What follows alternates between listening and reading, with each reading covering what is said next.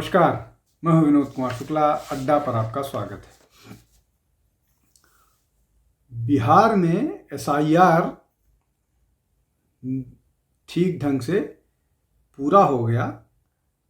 कम से कम बिहार में जो बिहार के अंदर इस बात को लेकर के बखेड़ा नहीं खड़ा किया गया जैसा पश्चिम बंगाल और तमिलनाडु में किया जा रहा है।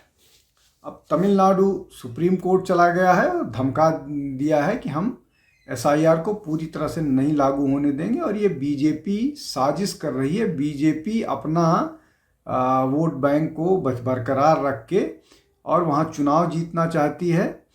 और यही पश्चिम बंगाल में भी आरोप है कि वो अपने वोटर को रखेगी और बाकी लोगों को हटा देगी। अब ये बड़ा मसला है कि जितना वोट परसेंट है उतने वोट परसेंट के बाद बीजेपी पश्चिम बंगाल में अपना वोटर रख करके दूसरों को वोट हटा करके भी चुनाव कैसे जीत पाएगी। ये एक लॉजिक है, दिया जाना चाहिए, इस पर बात होनी चाहिए। लेकिन उस पर फिर चर्चा करेंगे। तमिलनाडु पर भी फिर कभी चर्चा करेंगे। आज पश्चिम बंगाल पर चर्चा करते हैं।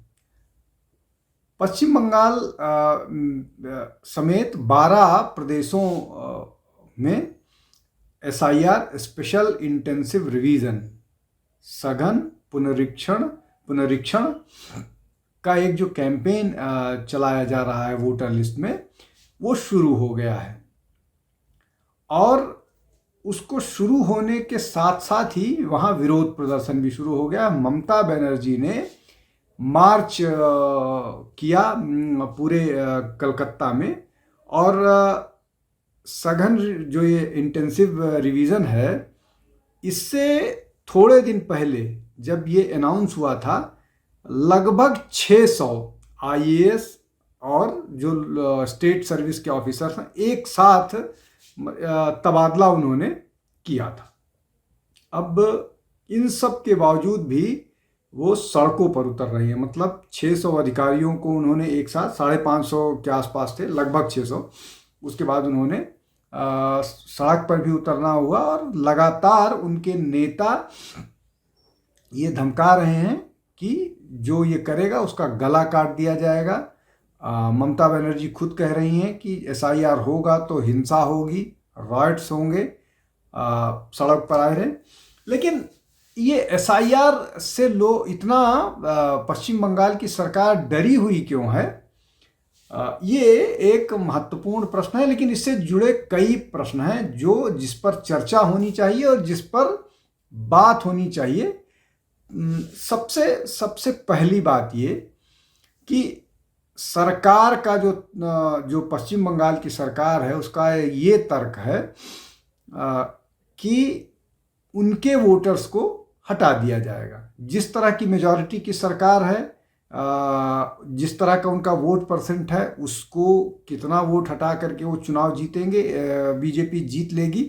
और क्या इस तरह से कोई चुनाव जीत सकता है, ये बड़ा प्रश्न है।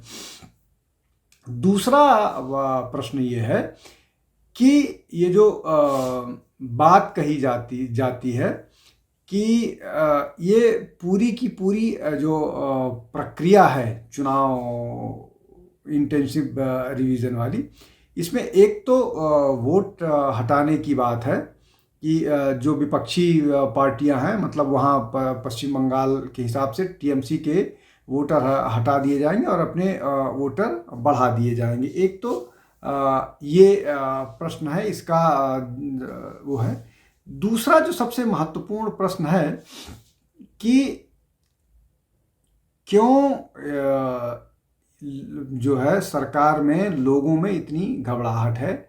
और अगर ऐसी स्थिति नहीं है तो फिर पश्चिम बंगाल में क्यों इतनी भीड़ मची हुई है, लोग क्यों लगातार जन्म प्रमाण पत्र बनवा रहे हैं।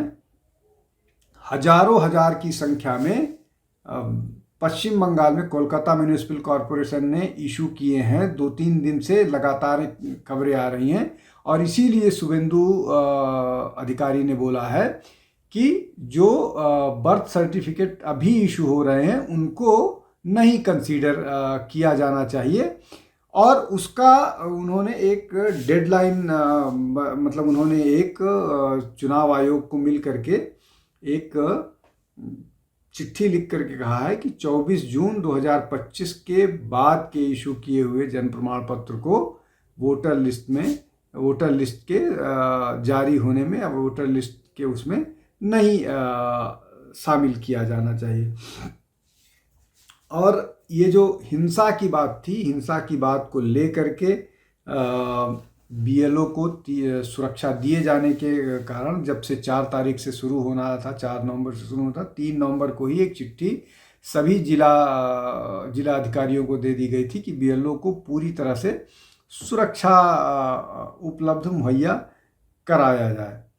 इसके अलावा चुनाव अधिकारी जो हैं वो लगातार एसआईआर किस तरह से चल रहा है, उसकी प्रक्रिया ठीक ढंग से चल रही है। वहाँ अभी 3 तारीख से 8 तारीख तक 3 जिले में जाएंगे, उसके बाद बाकी सारे जिलों में भी जा करके इसके बारे में जानकारी हासिल करेंगे कि कितना लोग एसआईआर में किस तरह से लोगों की भागीदारी है, लोग किस तरह से काम कर रहे हैं, लोग किस तरह से सहयोग कर रहे हैं, कोई जिसमें दिक्कत तो नहीं कर रहा है, कहाँ से अड़चन है, सरकार से कितना सहयोग मिल रहा है। इन सारी जानकारियों को चुनाव आयोग के अधिकारी हासिल करेंगे और उसकी रिपोर्ट दिल्ली में जो केंद्रीय चुनाव आयोग है, मतलब इलेक्शन कमीशन ऑफ इंडिया, वहाँ पर उपलब्ध कराई जाएंगी, जिससे ये पूरी, चूँकि प्रक्रिया जो टेंटेटिव वोटर लिस्ट है वो 1 महीने बाद डाल दी जाएगी वेबसाइट पर। उसके बाद फिर लोगों को ऑब्जेक्शन का टाइम होगा 1 महीने का, उसके बाद फिर जो फाइनल लिस्ट है उसको डाल दिया जाएगा। तो इसको, और ये काम शुरू हो गया है, लोग अपने काम पर लग गए हैं और कर रहे हैं, फॉर्म्स बांट दिए गए हैं, लोगों भराए जा रहे हैं फॉर्म।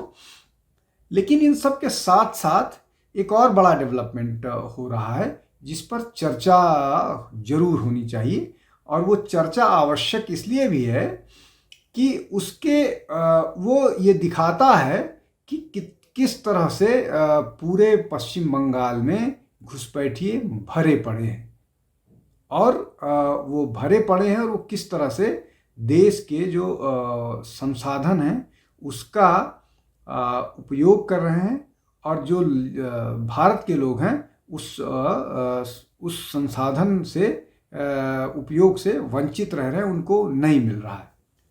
अब इसमें जो सबसे महत्वपूर्ण बात निकल कर के आ रही है वो ये कि इंटेंसिव जो एसआईआर है, स्पेशल इंटेंसिव रिवीजन, उसके कारण पश्चिम बंगाल के बहुत सारे इलाकों में भगदड़ सी मच गई है।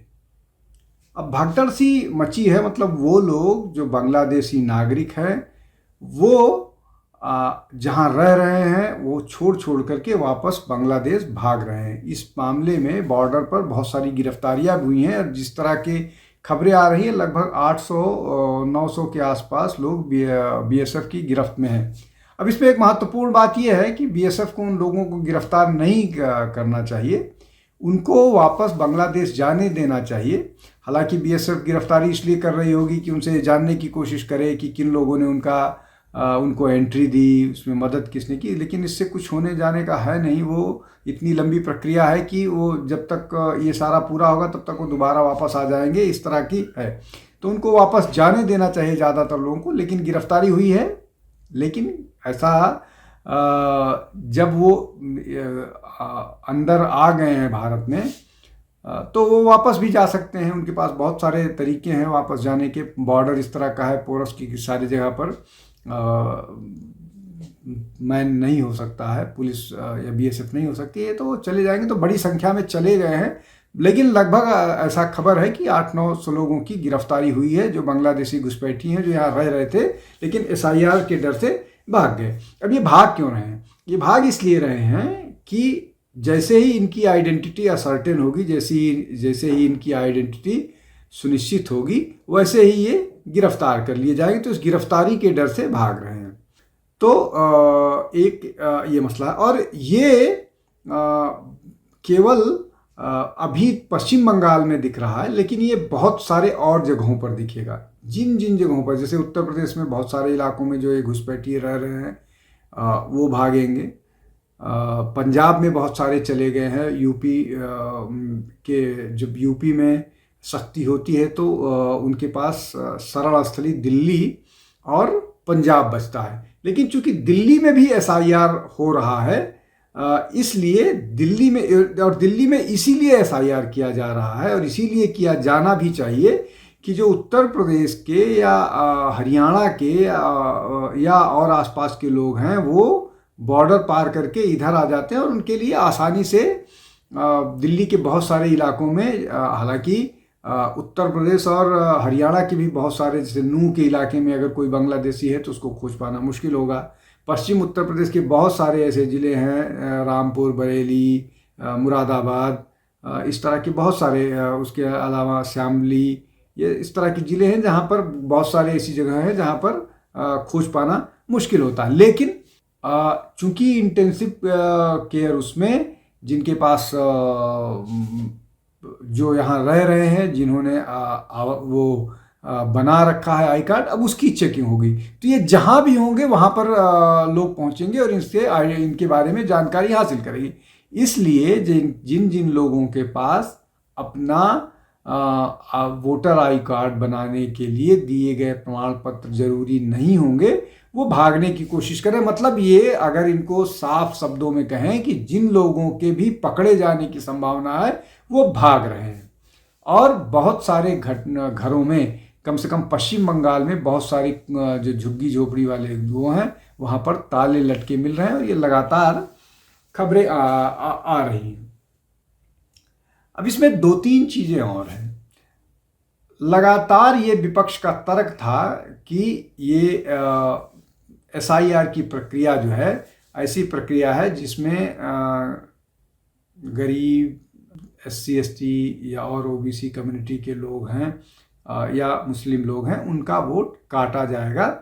मतलब ये कि ये आरोप है 90% 10-10 वाला, कि 90% लोग जो हैं वो पावरफुल हैं, उनकी जनसंख्या ज़्यादा है, लेकिन उनका वोट ही काट दिया जाएगा, वही उन्हीं का वोट काट दिया है। मतलब केवल 10% लोगों का वोटर आइडेंटिटी कार्ड में नाम होगा। मतलब इस तरह के तर्क दिए जा रहे हैं। दूसरी महत्वपूर्ण बात ये है कि ये जो लोग ये बात कह रहे हैं कि इनका हटाया जाएगा, इनका रखा जाएगा, ये इनके पास और कोई तर्क नहीं है, तो वो इस तरह की बात कर रहे हैं। वोटर आई कार्ड बनाने में लीनियंसी बरतनी चाहिए। ऐसा कैसे हो सकता है? लीनियंसी कैसे हो सकती है? इस पर तो सख्ती होनी चाहिए। वोटर आई कार्ड बनाने के लिए सख्ती होनी चाहिए कि जो भी व्यक्ति इस देश का नागरिक है और उसकी नागरिकता को सुनिश्चित करने के लिए कि ये सचमुच इस देश का नागरिक है, सब तरह के प्रमाण मांगे जाने चाहिए। लीनियंसी नहीं बरतनी चाहिए। ये तर्क ही अपने आप में बहुत अद्भुत है कि किसी का वोटर कार्ड बनाने के लिए लीनियंसी बरतनी चाहिए। उल्टा होना चाहिए, सख्ती बरतनी चाहिए। और जितना सख्त हो करके इसको किसी को वोटर आई कार्ड इशू कराना चाहेगा, इसलिए कि ये पॉलिसी में वोटर का या किसी सरकार का चुनाव उसके लिए पॉलिसी मैटर बनता है और वो पॉलिसी बनाने में उनकी भूमिका हो सकती है। इसलिए किया जाना, इसलिए इसको सख्ती से लागू किया जाना चाहिए। और जो लोग गलत डॉक्यूमेंट, फोर्ज डॉक्यूमेंट बनवाने में मदद करते हैं, उनके खिलाफ भी सख्त से सख्त कानून या सख्त से सख्त उनकी सजा का प्रावधान किया जाना चाहिए। अब कुल मिलाकर के जो चीज़ें निकल करके आई हैं, जिस तरह से ममता बनर्जी विरोध कर रही हैं और चुनाव आयोग पूरी मुस्तैदी, सख्ती और प्रतिबद्धता के साथ एसआईआर को संपन्न कराने के लिए लगा हुआ है, उन परिस्थितियों में शायद ममता बनर्जी को बहुत सारी चीज़ें आने वाले समय में मुश्किल हो। उनकी पॉपुलैरिटी लगातार घटी है और जिस तरह की बयानबाजी वो करती रही हैं। और उतना ही नहीं, और अब तो ममता बनर्जी SIR को लेकर के जो राहुल गांधी के विरोध की बात करती थी, वो राहुल गांधी में हाँ में हाँ मिलाती दिख रही हैं। और यही उनको सबसे ज़्यादा नुकसान करने वाला कारण बनेगा।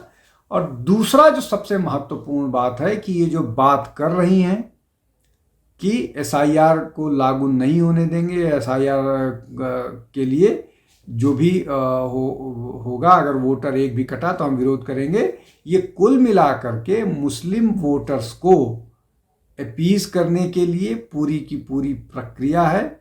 और एक ऐसा अनुमान है जैसे कि बिहार में लगभग 69 लाख वोटर्स गए, ये न आंकड़ा जो है वो पश्चिम बंगाल में ज़्यादा हो सकता है।